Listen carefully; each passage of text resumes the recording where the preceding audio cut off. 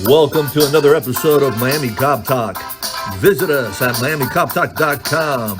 With us is Robert Asencio and Raul Correa discussing the latest issues in public safety, law enforcement, what's in the news with invited guests. And again, visit us, help us grow our audience. We are one community, one voice. And let's get ready to start another episode of Miami Cop Talk. Segment. We talk about technology, and technology is the cutting edge of everything. Whenever you have a subject that's not complying, a whole set of range of emotions go through your head. And if you have got good quality training, it's certainly you always revert back to training. I believe you actually have a video ready to show on some of the technology that's out there now that helps officers address the violence that you're talking about when you get to a scene. How to address those shoot, no, don't shoot scenarios. I don't know if you have that video. ABC News in 2017 in New York, specifically Eyewitness News 7 in New York, ABC News again. They followed the NYPD in their training utilizing virtual reality. So let's go ahead and view the video, and it'll play into kind of tie into what we've been talking about. Yeah, and for our listeners on podcasts, basically, the virtual reality game that you see kids do on a daily basis, from a Call of Duty to you name it, this is now morphed into, the military's been using it for a long time. This has been morphed into day-to-day training, and it's a big budget item. So this video is basically NYPD, utilizing the virtual reality platform out there for a shoot, don't shoot scenario. And I don't know if you can hear some of the audio on this. They should be able to hear this, Raul. They should be able to hear this. And this is also Homeland Security and University of Louisiana, so LSU. So Louisiana State University, which has been playing a big role with Homeland Security since, in domestic preparedness since 2011. All right, I'm going to go ahead and play it. How's that? Let's go. You're watching New York City Cops in virtual reality. I got one coming out. I got chairs and tables. We're running out. I don't hear any shots. You ready? On you. Up. Go ahead. Copy. All right, let's move. I mean, you're dealing with a generation that's very familiar with cell phones and video games and so forth, so this isn't foreign to them. All right, move up. You're seeing things from perspective they'll never get. We can do that all VR. Shoot down. Anybody who can hear the sound of my voice. Not appropriate thing. Let's move out. And stay away from the door. Maybe 5-10 years ago, there was a little bit of hesitancy to use something like this. So now we're getting guys wanting to come. Good. End scenario. Index. Imagine the possibilities. Starters. The NYPD conducting active shooter drills at the World Trade Center. I got a shooter at the plaza. Man down. Now they can, in virtual reality. He's secure. We have like a bunch of cameras around the space, and we're tracking your position. We're putting markers on your arm, legs, on the backpack, and on your headset. Cool. The guns we're using were meant to play airsoft. We have a little bit of a recoil. So the idea is we want to show them things should operate the same way they would outside than they were here. All right, officers, the scenario that you're going to be going into is you have a call for service at the school principal's office. I got the reception on the right. Is that something up to me? Move up. Communicate, watch your angles. I get more scenarios in a much shorter time. You get really immersed. There's a lot of heart pounding, and it's very realistic. So it's a great training aid for us to get more experience.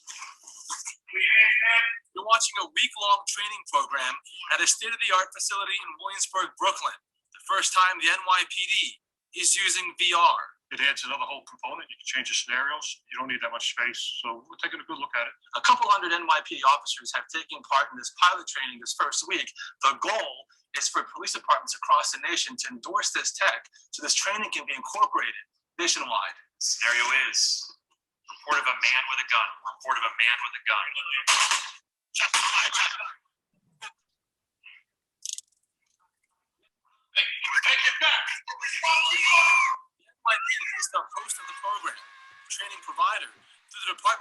Homeland Security, Louisiana State University, and V Armed. I got people hurt here. I need to get them help, okay? Just drop that weapon, let that man go, please, sir. All right, if I let him go, you guys not gonna hurt me, right? Absolutely not, sir. We're gonna work this out for you, okay? Just let him go. All right. Cut that weapon down, please, sir. Justin, grab him.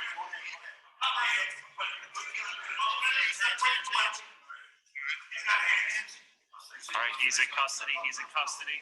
So this is a tool that within the same environment, in this case, this is a complete high school that we developed. And we can see it in 3D or 2D.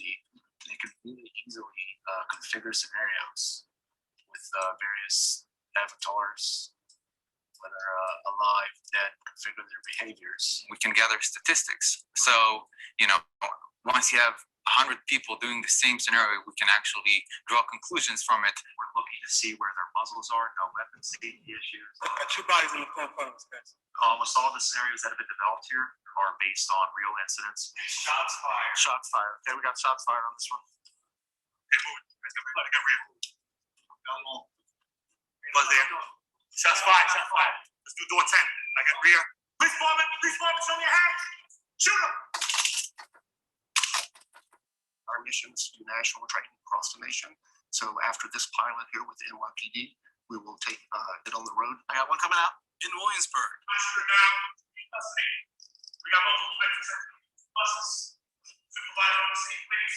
Stefan Kim, Channel 7, Eyewitness News. You mentioned when we started the video that military has been using this application for a long time, Yeah. VR, virtual reality, or similar to training, simulator training with the drones and whatnot.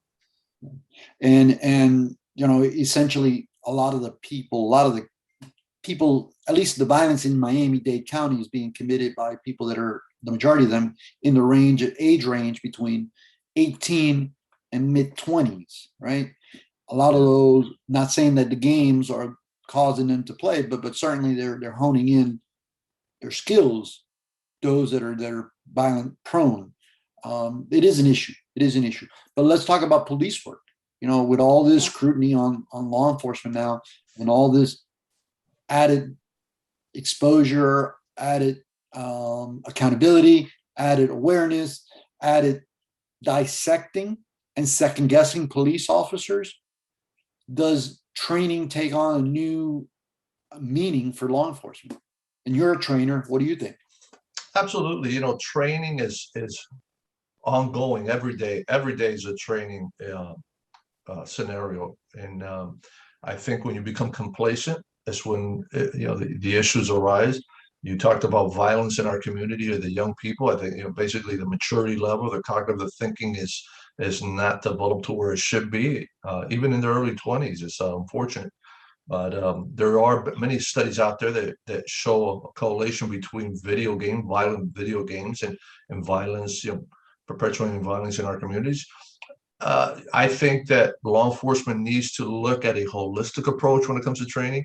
If all the training is bang bang, shoot them up, take no prisoners, and I think they're missing the boat. There needs to be community relations engagement. There needs to be tactical training ready for whatever comes. The word tactical in itself, I've said it time and time again, the company I work for, tactical means artfully arranged or planned.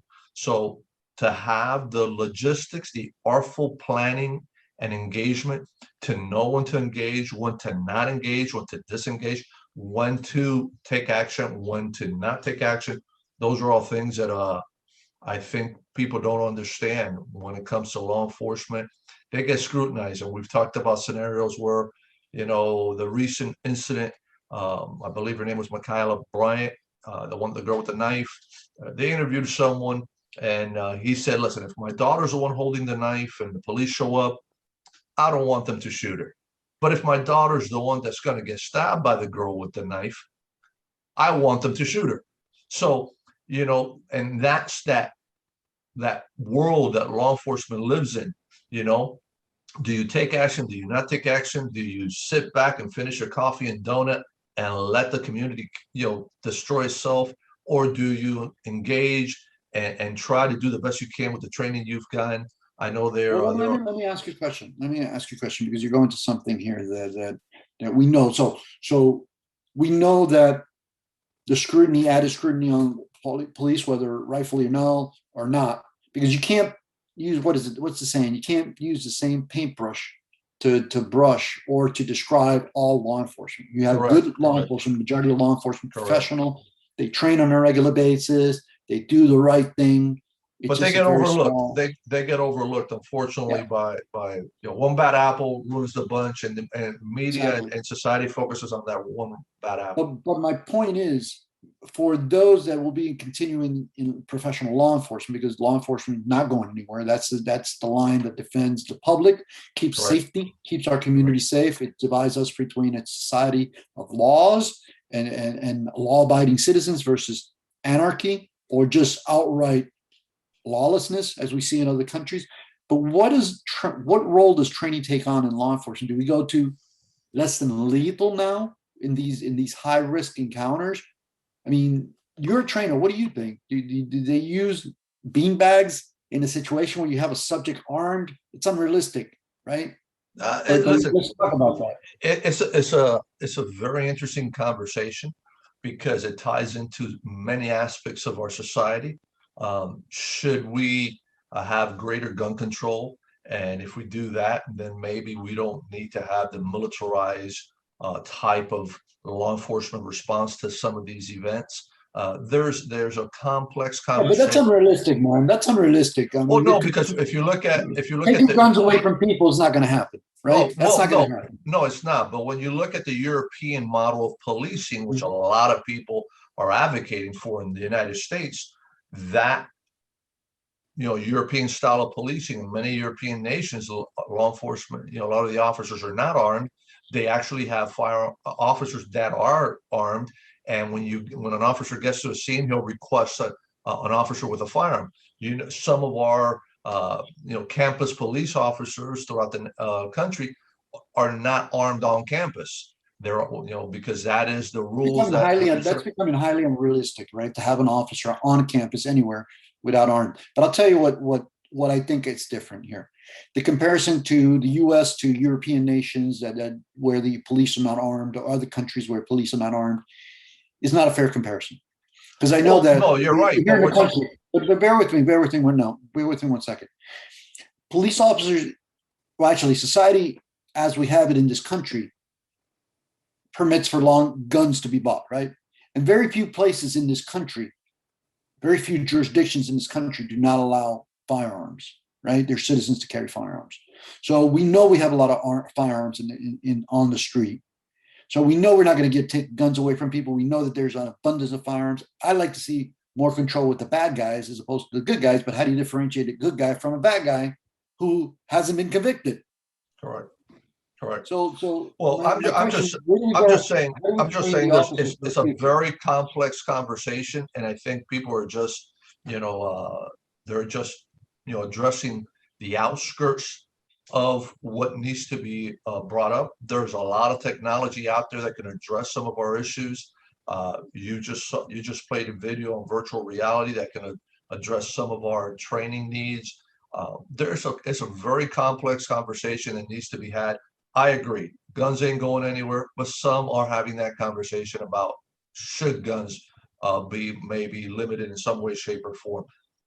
I can basically, me, Robert, I can discuss any issue from any angle. If you ask me for my personal opinion, I think we need more police, more training, more protection, more law enforcement support. I back the blue 100%. Do we need to weed out the bad apples within our ranks and files? Absolutely. But I believe the focus by certain segments of our community and our society and our politicians I think it's unfair. But hey, that's the way it works. Both sides of the aisle. It's interesting because I saw a video today. I think it was in Kansas, where the law enforcement, I don't know if it was the mayor or the combination with the police department, but they opened up their training to the public, right? And the media came and participated. And you have a subject in the scenario confronting another person, and you have the simulator, an officer inside the simulator, telling the person, the subject in the scene, let me see your hands, let me see your hands, let me see your hands. The subject turns out has a gun. But before you can see the gun, they place the reporter and the citizens in the position of a police officer confronting this guy. And the guy looks like he's going to beat the woman. And, you know, the citizens and the reporters shot after the subject killed the victim, right?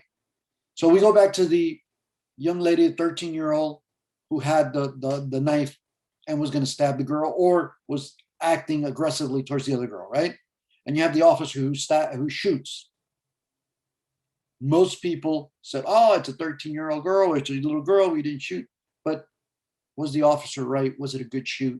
And would most people take the shot? Or would they allow another person to get stabbed? No, and was it you know, the basic question is, was in compliance with policy, procedures, guidelines, trainings, and state law? If the answer to all that is yes, then I don't know what we're discussing here. But what happens is we need to have the discussion. We needed to have the conversation.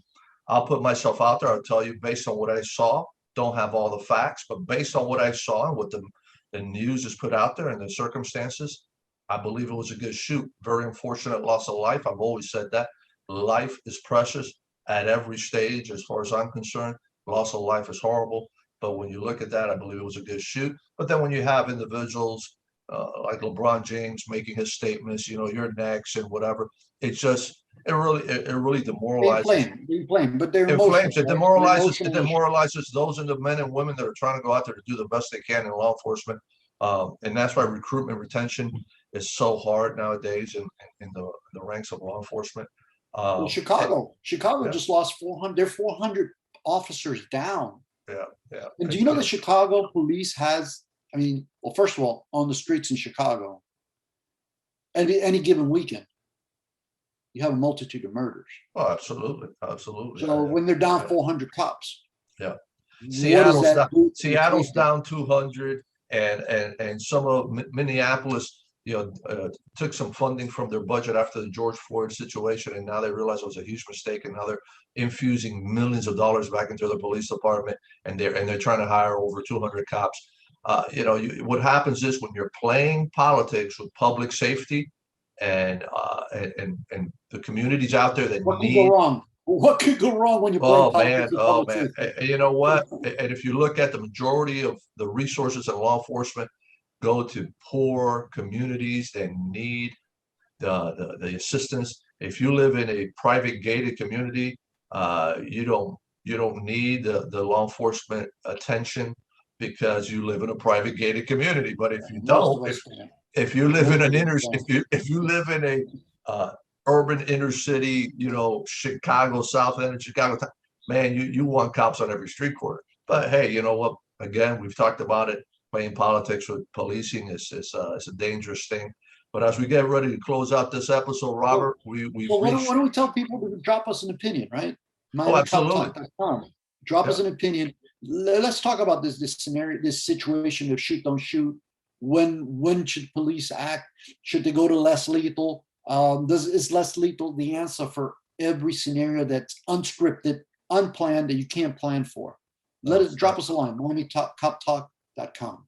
Absolutely. Visit us at MiamiCopTalk.com. You know, follow us on Twitter, Instagram, where we'll be posting this today, Miami Cop Talk. And we thank you for listening. We thank you for tuning in. And until you hear us again, see us again, please stay tuned to MiamiCopTalk.com. This has been another episode of Miami Cop Talk with Robert Asencio and Raul Correa. Thank you. You have been listening to Miami Cop Talk. We hope you have enjoyed this episode, and visit us at MiamiCopTalk.com to get the latest on all our broadcasts. We want to thank our partners and sponsors that have made Miami Cop Talk possible. And on behalf of Robert Asencio and Raul Correa, we want to thank you for listening to Miami Cop Talk. Stay connected and visit us at MiamiCopTalk.com.